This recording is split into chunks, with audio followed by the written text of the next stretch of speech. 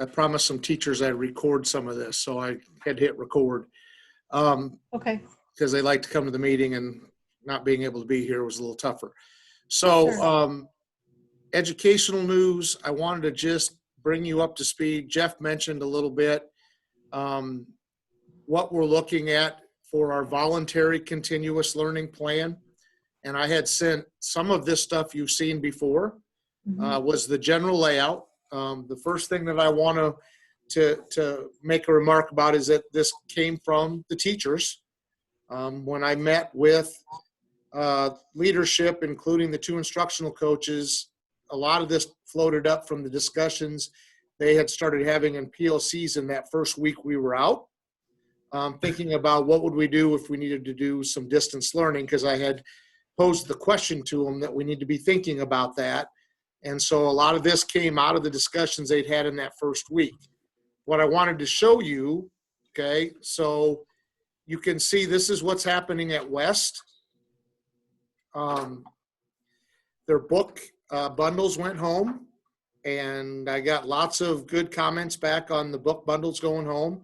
The kids liked them, parents liked them. Teachers were working around with some activities around the books they had, but you can see the specific plan that each grade level put together and then reached out to their parents. We have some things that are online. We have some things, I know 1st and 2nd grade also sent some packets home for math, and teachers were checking in with them. And so you can read through that. What I want to emphasize is that we're not doing the minimum. And what we're seeing a lot of is packets of worksheets going home and then turn them in. And I don't know what they're going to do with them when they turn them in, but we're trying to do more than that in this period. And so if you start to see how they're tying things together within each grade level and then reaching out to the families. The secondary then went with the themes, and you can see, so in middle school, they went with choice board. And so kids, if you click on that, you'll see, I guess I have to have permission. I'm not a parent. They have different choices. It's like kind of like playing bingo, right? You mark them off as you try them. And then the teachers are keeping track of how, which kids do how many events, and then talking with them about those. Now, we do these weekly because the idea that, there's a lot of stuff going on. You could have family sick. There's any number of things could make this week a real tough week. And what we didn't want to do was have things that lasted the 3 weeks that we were out. And then if you missed week 1, you were kind of lost for the next 2 weeks. So every week it kind of starts over, so that if it was a rough week last week, you're still good to go and start up this week. Good idea. You can see the 9th through the 12th picked projects, and really actually pretty cool. And what you start seeing is teachers taking advantage of what's relevant in the kids' minds, and then how do we teach content through that. And so that's really the basis for project-based learning. Is the project is just the vehicle. The content area stuff comes in.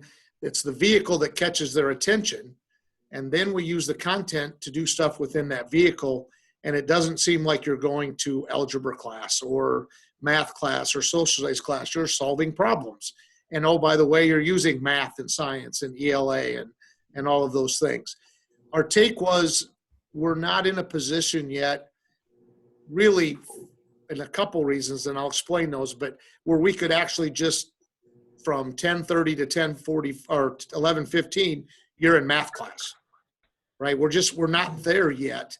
And so being voluntary and not being able to grade, which again, what I like is hopefully what's happening, and some of our initial indicators are participation's been pretty high so far this week. And so that if you make the content interesting enough, the kids will want to do it, not have to do it.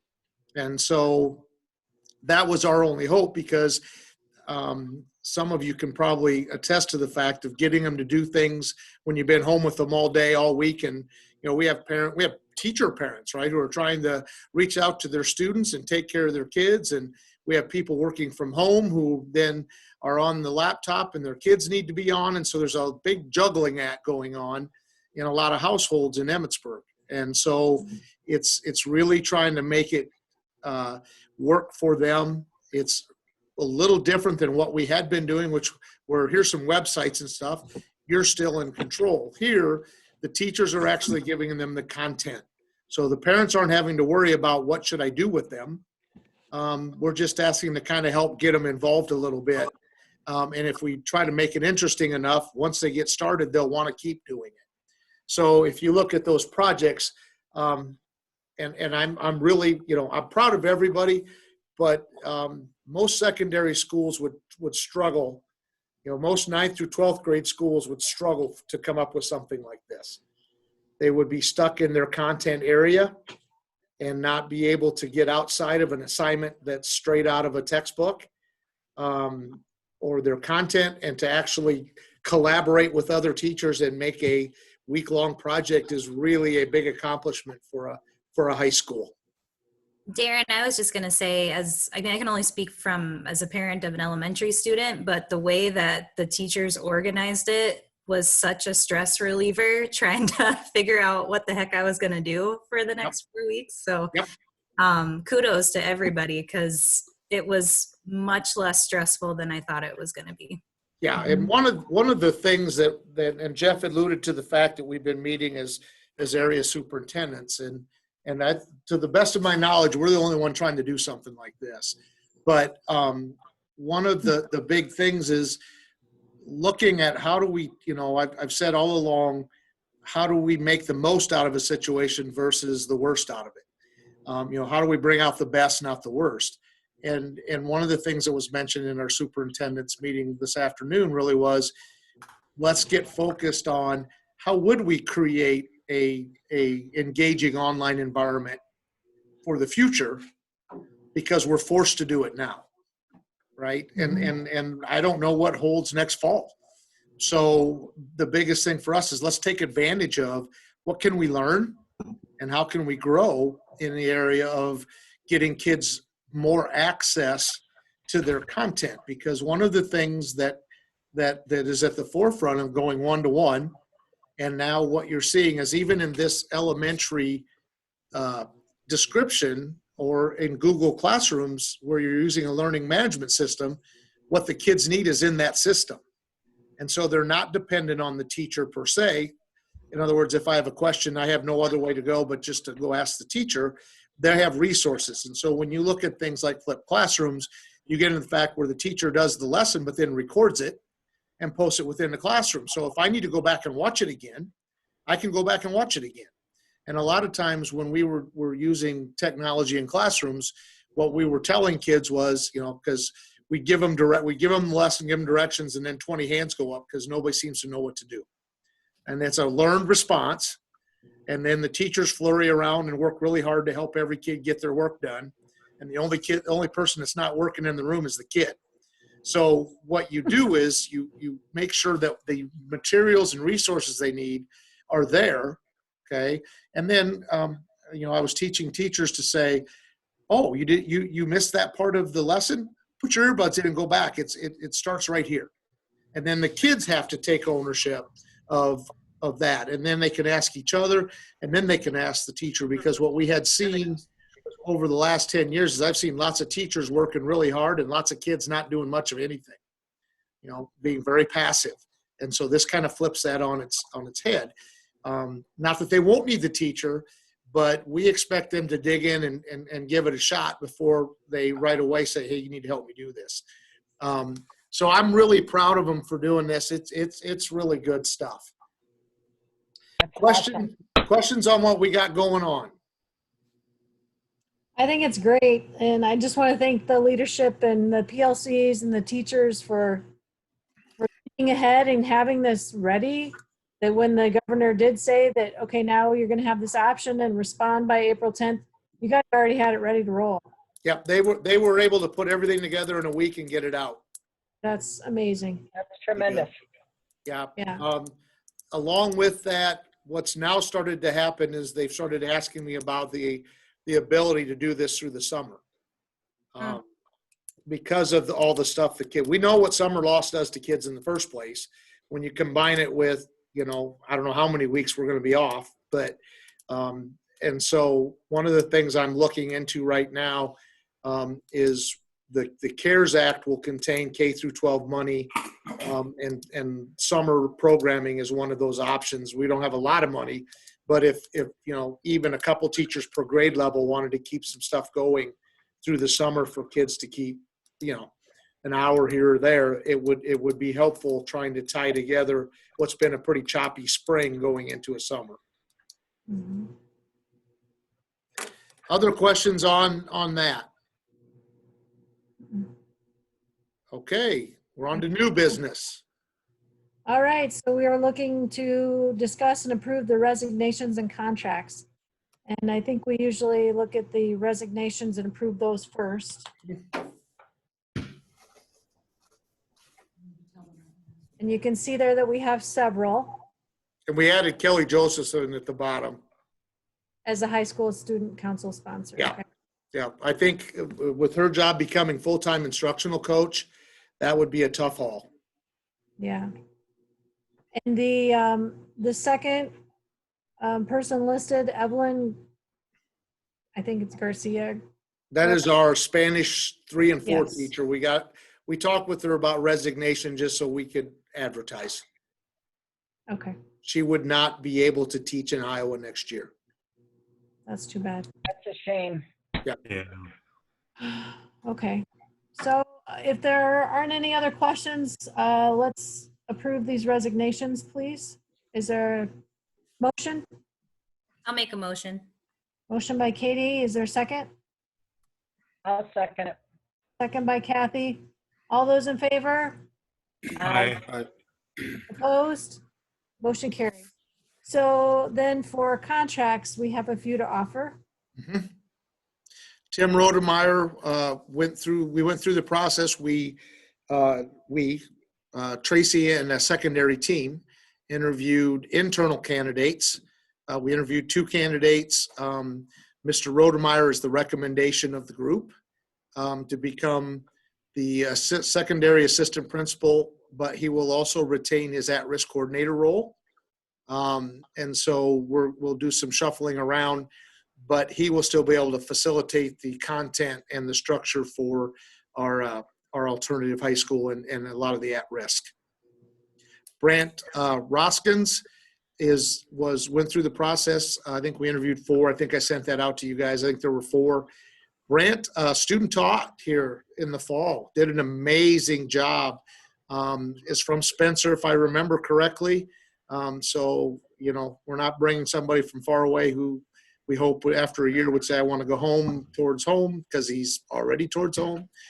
But did an amazing job within the music department in student teaching. And so we felt really lucky that he hadn't got picked up. We got it, with Trent leaving to become a grad assistant, and we wish him well in that. It gave us a leg up getting in it early, because there aren't very many good ones out there. So we were really excited about that. And then finally, this week we interviewed for art. Remember, we moved Dan Hewitt up for Darcy Connor, and then that left that position open. And I'm really excited. Whitney Bustrom was the unanimous choice of the group. And I think you guys all know Whitney. She'll do an amazing job. She taught and student taught, and the team. We had a team from both. We had all levels on the team. We're really excited that we were able to get her. Mhm. I agree. Yes, Great. wonderful. Those We're are going to three. miss Trent. 3 really, yeah. But you know what? When you hire, this has been my philosophy for a long time. When you hire really good people, they have options. Yeah. Right. And as long as it's something that's important to their life, then I wish them well, and we'll take them for the years we have them, and wish them well and bless them in their next opportunity. If I were him and I got offered a grad assistantship at the University of Iowa, that'd be a tough one to turn down. Well, Yep. he's been a great role model. Yep. For students and it's good for What, them to what see it as well. shows though is that we're hiring high quality people because Mm-hmm. they have options that are really good, which means they're good at what they do. And so but the point I have made to all of the interview teams is my big thing is leadership. And you know what? We don't hire another person that won't be a leader in our district. Okay. If they don't want to serve in roles that are leadership roles, then they need to teach in another district. Because we need everybody that has that ability, wants to become a leader, will step in and help us get this thing rolling in the right direction. And that's an expectation for me. If we hire you, you're signing on to be a leader. And if not, then we wish you well somewhere else. Mhm. Great. I think that's, Hey, is there a motion to approve these contracts? I'll move.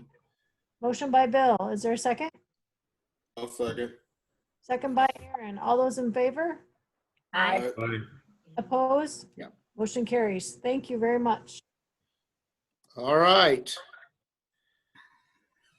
The And board then, policy, these are the first What's readings. the, what was the middle school softball? Oh, contract? yes. We need to talk about middle school softball. So you have to help. I have that on. You're Put gonna, it on there. yeah, who, because they have to make the same motion. I'm still at tabling it. I have it. I think that was me. I motioned to still table that too. Yeah, Morton and then second. Who was it? Yeah. Morton? And then, I don't think we can make a call on that, can we? no, I'm for tabling it another month. Friday should be the day I find out what happens in May. Okay.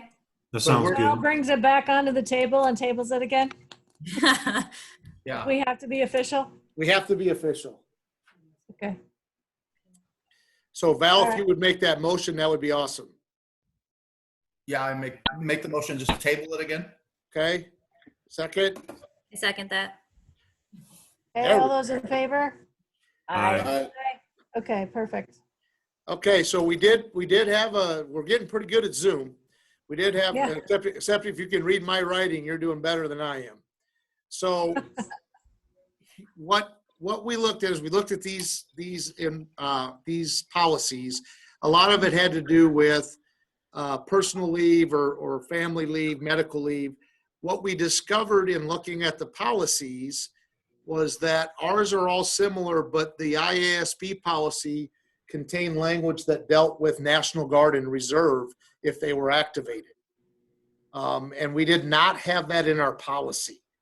So basically what you're seeing here is I think almost every one of them was where we found the language that would say if you were activated National Guard or Reserve, that qualifies. And that's, as far as I know, that's under the law. So we need to add those. Everything was fine, except we need to add those sections to our policy. And I highlighted those when you go in there. I start them, I think, when we get that far. So you can see add starred from IASB, because when we get in there, we didn't have it. NG or reserves were the ones. So I think everything looked good, except we'll go through and get all of the National Guard, Army Reserve portions added to our policies. Otherwise, I think we are pretty word for word. Sounds great.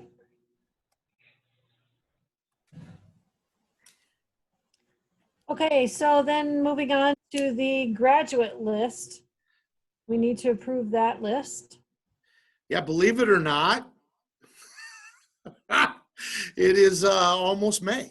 So as near as we can tell, we still have to follow some of the same procedures. So this has been the month that we've always approved the graduate list. Now that's pending, making sure they meet all requirements. But this is what gets the ball started. We will talk next month on how we're going to handle it, because some of it I can't tell you what we'll do until I know what's going to happen. So if we're not coming back to school in May, that's one set of circumstances. If we're coming back to school in May, that's another set of circumstances. What I can tell you is that teachers and Jaden Schucher, our counselor, have been reaching out to all of the seniors. We started with seniors, and we looked at where they were at third quarter, because if you remember when we went into this closure, we had just started the fourth quarter. Okay, so, but I think it was only a weekend, so we hadn't even had if you got an incomplete, you hadn't even had a chance to get it made up yet. So they have been working with kids, reaching out, talking with kids, trying to make sure that their third quarter was where it needs to be. So one of the things that the state has given the district is the flexibility to determine graduation requirements in this. Okay. The thinking in most schools, and it's my thinking as well, is that if we do not come back, then basically we're going to work to make sure that third quarter grade is where it should be, and the third quarter grade will be their second semester grade. Now, the state has come in and the governor has waived several things that would have been problematic. The first one is the government requirement. Okay, we could have had a second semester government person, and in the rules it read the content. Well, they wouldn't have gotten all the content, so they couldn't have passed government. That has been waived, and it's up to the school to determine whether they met requirements for government. So if they were in good standing in government when we left, then we're going to count that as a credit. The second one was the number of quarters for physical education. That's part of the graduation requirement. That was waived. So again, if they were in good standing, we can say that qualifies. And then the last one that was put in there was there is a CPR requirement, and that has been waived as well. So if they got it, great. If they didn't, it's nice to have, but it's probably not the biggest issue we have right now. So we will wait and see what happens on Friday as far as whether we have May to kind of work on some things or whether we're doing that. But I can tell you that we started with seniors, all the teachers, of course, if they had a failing grade third quarter and they need that credit, teachers have been working with them to get stuff done. Okay, so that we don't have a graduation issue because I failed third quarter. The second thing is that they've been working with all kids who might have some issues with their third quarter grade, so that we're prepared that if we don't come back to school, we could use third quarter grades as second semester grades and issue full credit for them. Questions? Mm-mm. Okay, is there a motion to approve the graduating list of seniors, please? I'll make a motion. Motion by Kathy, is there a second? I'll second it. Second by, I think Val might have said Val. it. All those in favor? Aye. Opposed? Okay, motion carries. And All then- right, now we're up to the academic calendar. And this is our public hearing. I want to stop sharing my screen for just a second. And you can see under public, we have a big crowd out there waiting in the lobby. And if you notice, I have social distance the chairs, by the way. They are at least 6 feet apart. Okay, so when we look at the calendar, what I try, better go to.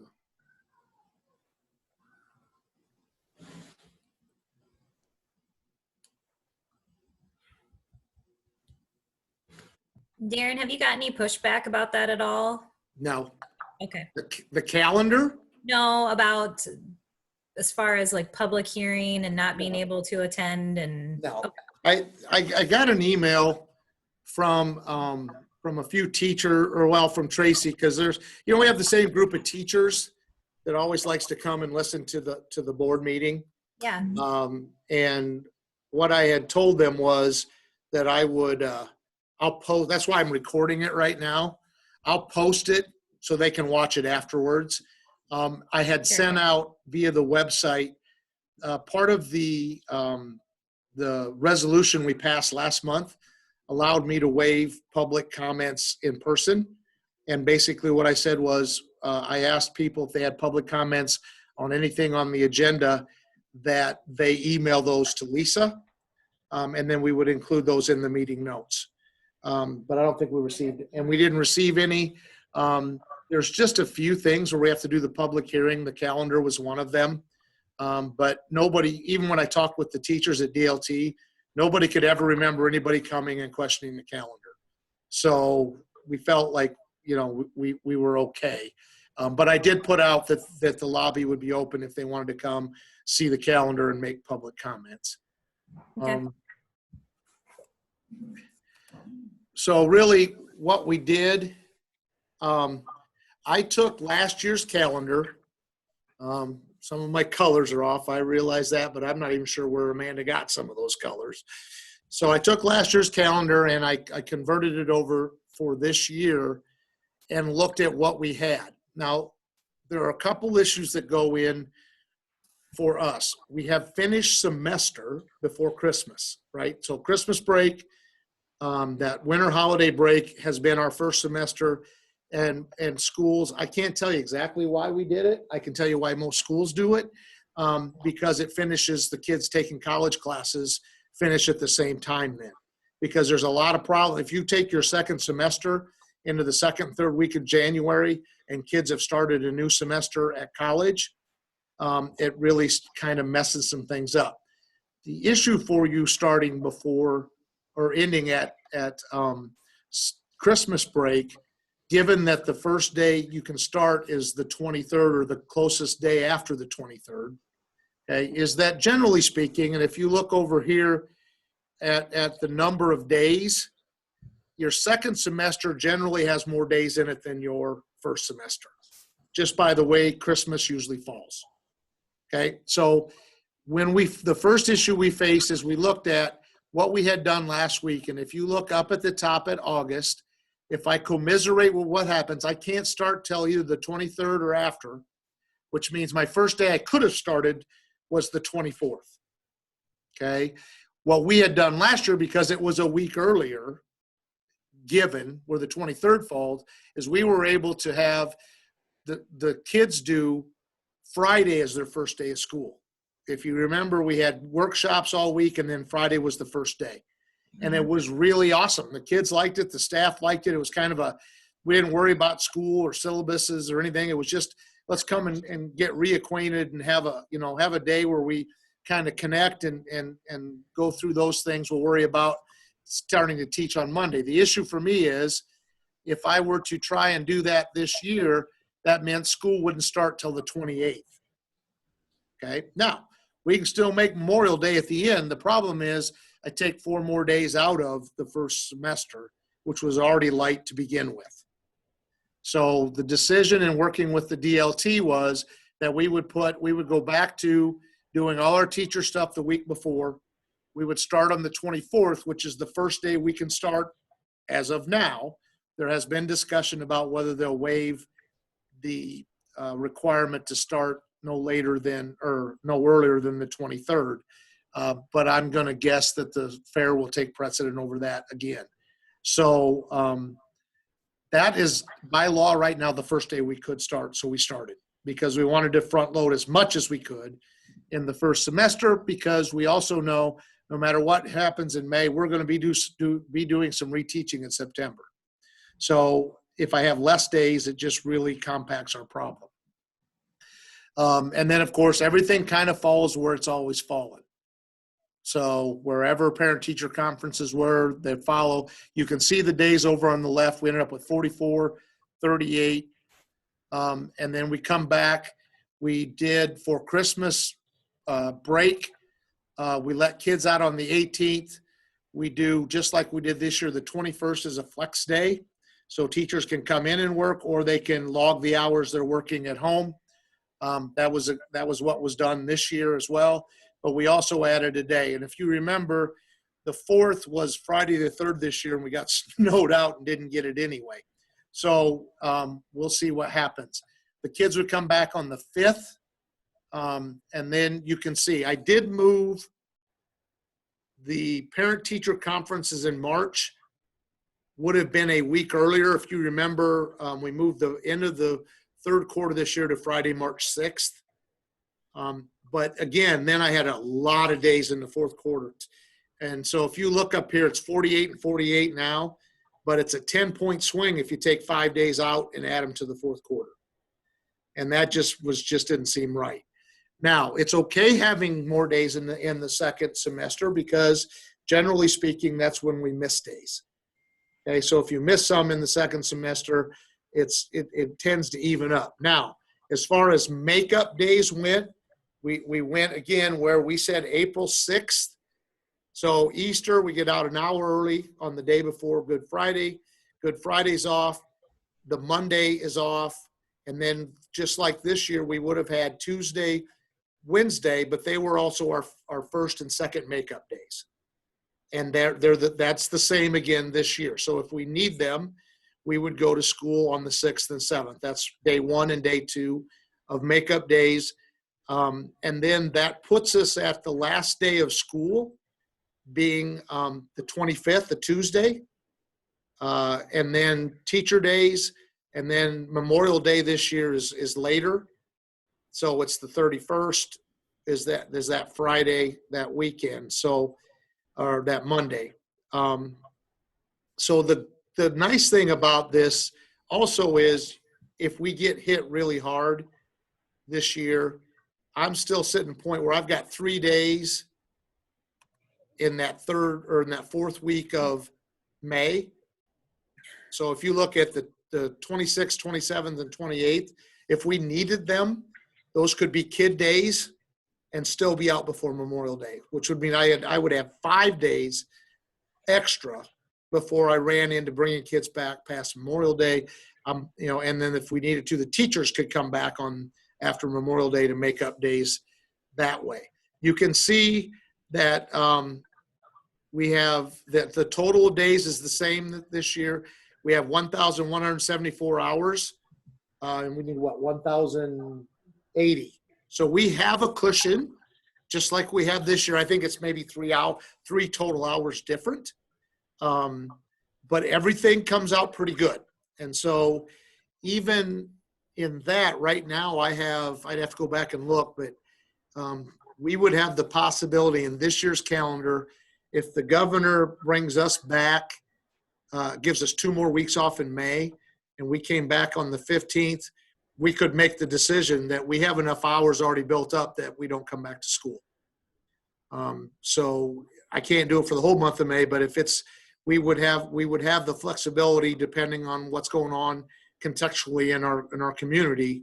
If we wanted to, I've got enough hours to absorb that 15th through the 23rd or whatever it was we were this year. So it's nice having those hours banked because it gives us flexibility. Plus, I still would have 5 additional days that I could add in if we have a really bad winter. Questions on the calendar, and this is went through DLT and they've looked at it.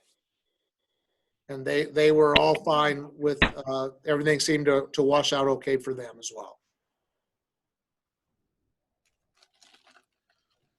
I think it looks good. Looks good to me. All I right, agree. so we can end the hearing and go on to adopting.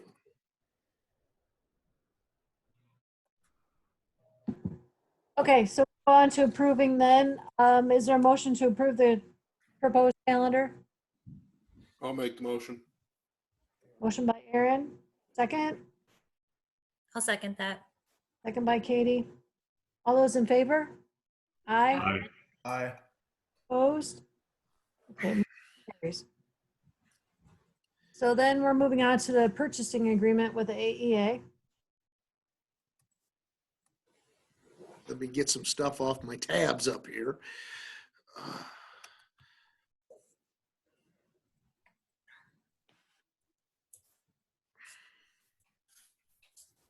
So this The is, only thing that I saw about this, Darren, was in the second sentence where it talks about February 7th, 2011. Hmm. Is that ours or is that them? that's them. This is us signing on to being in the pool, correct? Yeah. So the AEA purchasing agreement, That's from, Maybe that was their 28E agreement when they actually did it. yeah, and you can see who they're actually going with. correct? That's who's gotten the bid. Martin Brothers got the food bid, and this is all through them, and then we buy through them. Okay. Yeah. And this would be the same every year you've done it. This is kind of the way it's. Yeah. been. Okay. So the biggest thing is we're agreeing to sign on with them. I think with all the services they provide, we'd be foolish not to. Oh, foolish not to, yeah. It would Right. cost to go through the roof. Yeah. Yeah. Because they're buying it in, it's all about bulk. So when they're buying Right. stuff through them, you're getting the prices. And so, yeah, I don't have a figure, but I'll guarantee you it would be far more expensive going on our own. I'm sure. Right. Yes. If there aren't any questions, is there a motion to approve this? I'll move. A move by, motion by Bill. Is there a second? I'll second it. Second by Kathy. All those in favor? Aye. Aye. Oppose? All right, motion carries. So we're on to our COVID-19 pandemic temporary supplemental policy. One of the next, however many this ends up being. So we keep getting guidance based on things that are coming out. And so this guidance really talks about what went into place with the Leave Act and when they passed all of that, because now we're offering extra leave based on it being a health emergency, both from the federal level and the state level. And what this does, because it came from Ehlers, I believe, didn't it? It just spells out what those provisions were that were put into federal and state code that we need to follow. And you can read through there, so it's quite a deal, really. I mean, It is. all the way for, a lot of this is going to have no impact on this year if we don't come back to school, right? We will continue to do things that we've been doing.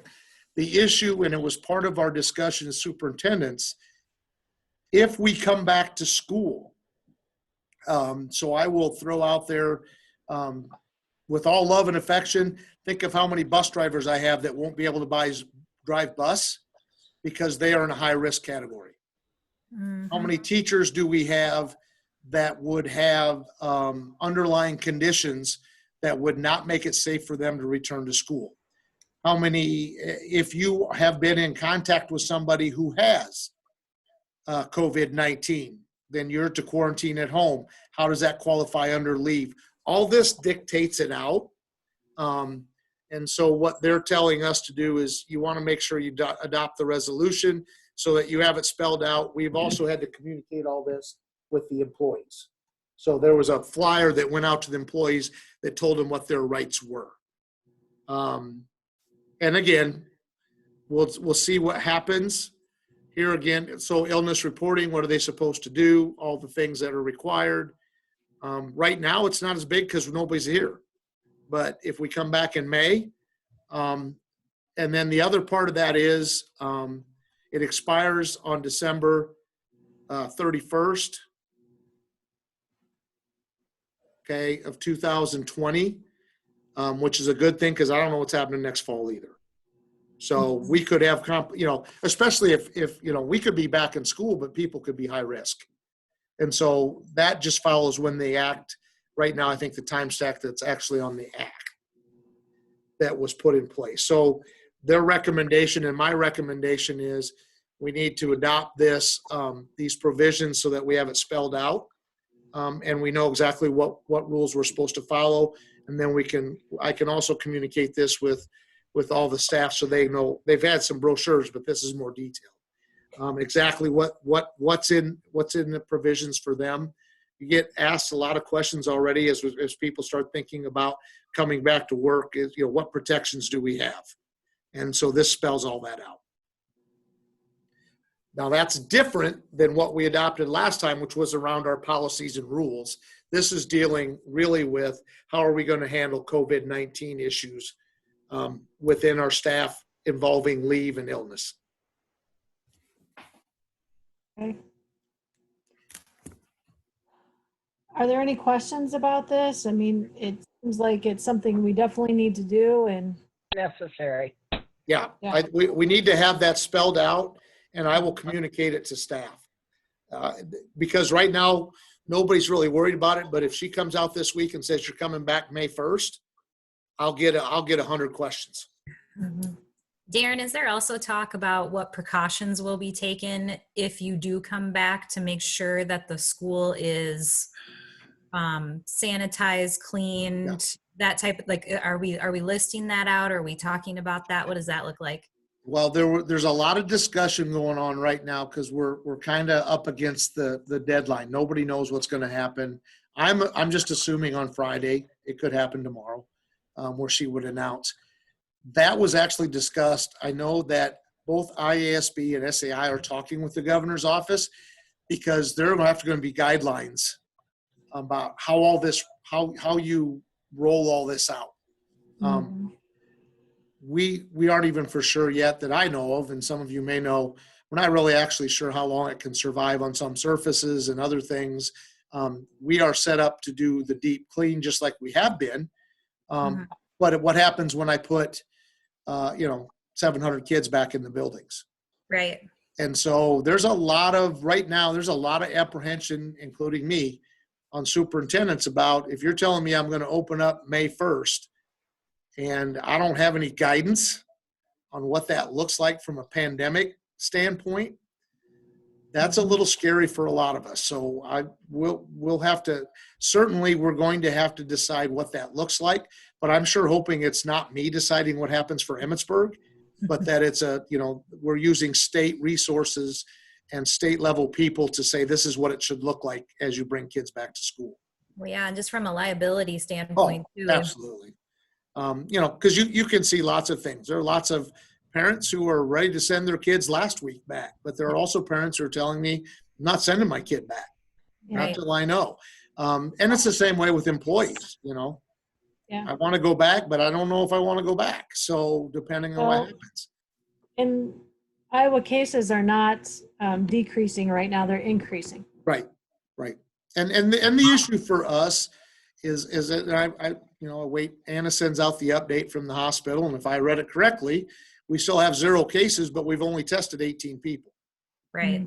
So we don't have any idea. Now, generally speaking, most people, right, might feel a little ill and not go there, but we're still seeing some things where people far past being what they're concluding is recovered still have the virus with them. And so I don't know that anybody really knows how long they can still transmit. All it takes is one. Huh? And It just takes one, and Yeah. that's it. So Well, you saw what happened in the packing plant, back where I used to live, doesn't take long and it wouldn't have to be in too many days and we could spike. So those things concern me. That's part, I'm torn because everybody would love to get kids back in school and get back to normal, right? I just don't know that we're at normal yet. And for me, that's why we'll have to have a long discussion. If I get a 2-week hiatus and then she brings us back, we need to discuss whether we're coming back or not. Because I have enough hours right now that we would not have to come back. That makes sense. We would make our 1,080. So excellent. that's a bigger discussion, but like I said, I'm happy that she's at least keeps telling us that we'll know this week and it won't be Sunday night before May 1st, Yeah. trying to figure out what we're going to do. Sounds good. So- All right, so is there a motion to approve this temporary policy, please? I'll motion. Motion by Val, is there a second? I'll second. Definite. Second by Katie. All those in favor? I Aye. Oppose? Okay, motion carries. And then finally, then we have this resolution. Right, so this is the resolution that you passed last month. And this part of this resolution is why I could do online board meetings, why I could have people email comments versus coming in person. And those are all good and they're all fine. The piece that we need to discuss, because we talked about it last month, is this piece, this one part, right? If you are a contracted employee, you are what you are. So everybody that, all of our teachers are going to get paid one way or the other. Okay. You can't furlough a contracted exempt employee. Okay. Where we get into it is our hourly employees, right? Because they put in hours. We had agreed in the last month that we would pay them through this 4 weeks and then see where we were. Okay. Well, guess what? We're almost there. So right now we need to make a decision on whether we would extend that or not. I'll give you, and I think I put this out in the last time I sent some information out to you. There are several things. First of all, there are some legal opinions now that are coming out because tax money was set aside to pay the employees. Okay. And then if we furlough them and then they collect unemployment, that's double dipping tax dollars. Now, I hadn't been tested. It's just, one side of the coin, but it's out there. Secondly, superintendents have heard rumblings from legislators, even though they're not in session, that they did not intend for schools to furlough their employees to save money. That was not part of, it's all been, we know what our budget is. Our per pupil cost has been fixed since we started. Our budget's been fixed. I think it's their expectation that schools would have the ability to pay their employees like they would have and not overburden the unemployment system. Lastly, the CARES Act went into place, which gives money to the states, but also part of that goes to K through 12 schools. Today on a webinar, I did some calculations. It looks like for us, that's 85% of our Title 1A installment, which was 97,000. So it's about $86,000. If we do not pay our employees through that, we do not qualify for that money. So in my mind, and I put it in the recommendation sheet on the fact sheet, and I'll read you what my opinion is. My recommendation is where it says for up to 4 weeks during the period of school closure, and the board shall reevaluate this authority for any school closing lasts or longer than 4 weeks. My recommendation is that we would make that for the remainder of the school closure up to the end of the school year, scheduled school year. And what I mean by that is if we would go 2 weeks in May, we would pay them for 2 weeks. If we don't come back to school, we would pay them just like we normally would through the last day. But then remember, they get paid 12 months. Or no, you pay them in June. Yeah, their last, because they get their hours for the prior month on the 20th of the next month. Yep, so they would, Not get paid for the yeah, they would get paid in June for May hours, and then do we get them their, well, they wouldn't have any June hours. No. Okay, so the reason I put in there up to the end of the scheduled school year is that gives us an end date.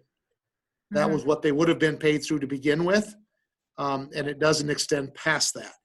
Now, I will put a caveat in there. There have been schools, I don't believe it's happened here yet, but I have talked with superintendents who are getting phone calls from staff who want to be furloughed because the money coming from the extra, $600 that went in to that package means they make more money than if they're furlough money. And so you're starting to see a discussion in society now where essential workers are working for what they would have worked for, and furloughed workers are making more than they would have if they were working. So at this point, the superintendents are all on the same page. You were contracted through this date. We are not furloughing you and allowing you to collect more money. We had an agreement that you would work through this scheduled date. We will pay you through that date. And part of that has been the rationale that if the governor said we were coming back next week, we need you to be able to come back next week. So my recommendation is that we change that line where it starts up for up to 4 weeks and we put in the language for the remainder of the school closure up to the end of the scheduled school year, so we have a cutoff date on it.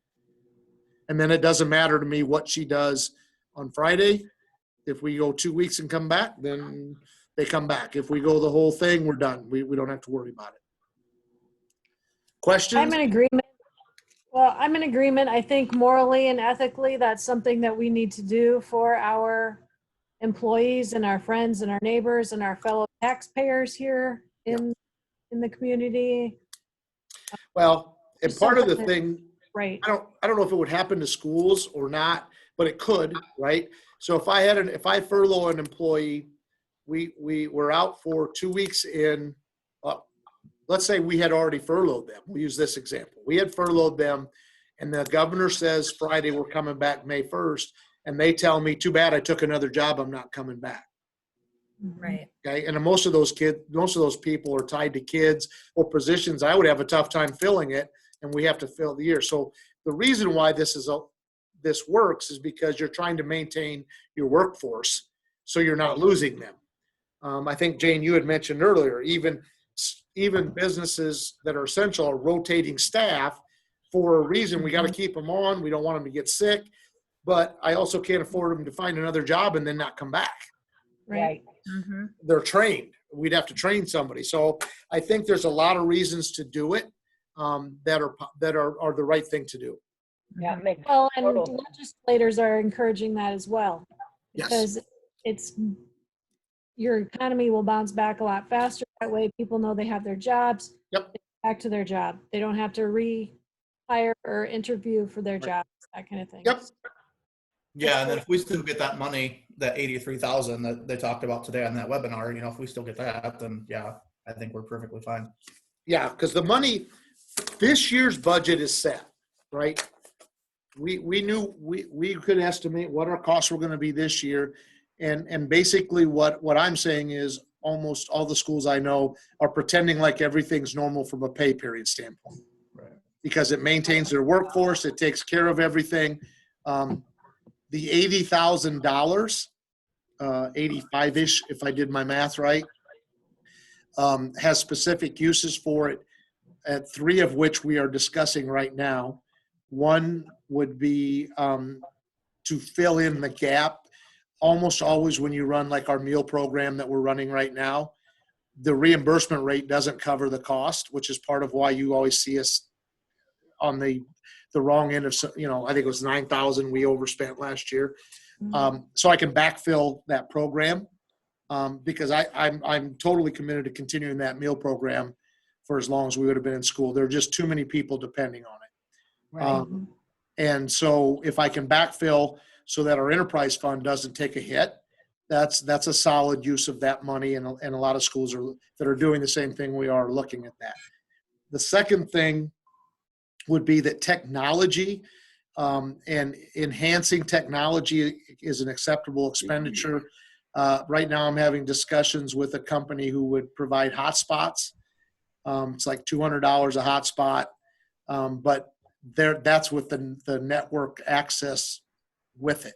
So you drop it off at the house, they're connected. They don't have a lot of download capability, but they could participate for homes that don't have that. And this money that we get for that could be used for that purpose. If I got it right from Terry Heeman at Spencer today, his bill, if he keeps all of them and re-ups it for next fall, it's $500 to do it another year with all the devices. And he put out 75 devices. That's peanuts Yeah. to hook kids up. So I think that might be there. The other piece of that is if we would have some teachers that wanted to do some summer activities to help bridge kids, we could use some of that money to pay teachers to do summer activities. And I think those would be 3 solid uses for what we got in the CARES Act. Definitely. Excellent. All right, so I need approval to make those changes to that resolution. Yeah. So do we need to adopt the resolution though with these changes? Yes. Okay, so we'll need a motion to essentially amend the resolution. I'll move. A motion by Bill. Is there a second? I'll second it. second by Kathy. And then we need roll call vote, please, Lisa. Okay, Bill Huberty, Yes. Kathy Robler, Yes, Katie Townsend, Yes. Val Morton, Yes.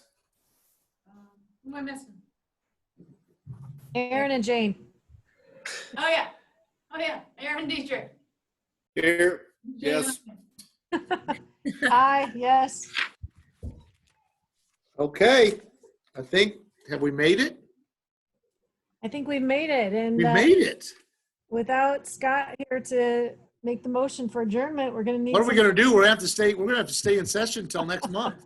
Right. poor Scott. I'll motion that we close. All right, Val, is there a second? I'll second it. Second, Kathy, thank you. All those in favor? Aye. Aye. Opposed? All right, meeting adjourned, unless there's anything. The only thing I have, Aaron, are you okay for 7:30 Friday morning for a Zoom to discuss the initial proposal from the association? Yep. Okay, so I'll send out a Zoom link, and I'll send you the actual proposal. I don't know if I sent it to you today or not. I'll send you the actual. I saw it tonight when I got home. Okay, I'll get a Zoom link out then, and we'll discuss that initial proposal Friday morning then. 7:30. Val, that works Okay. for you, right? Yeah. Okay. All right, Perfect. thanks, everybody. Stay Thanks safe. for Stay everything, well. Darren. Thank you. See ya. Thank you. Good night. Night.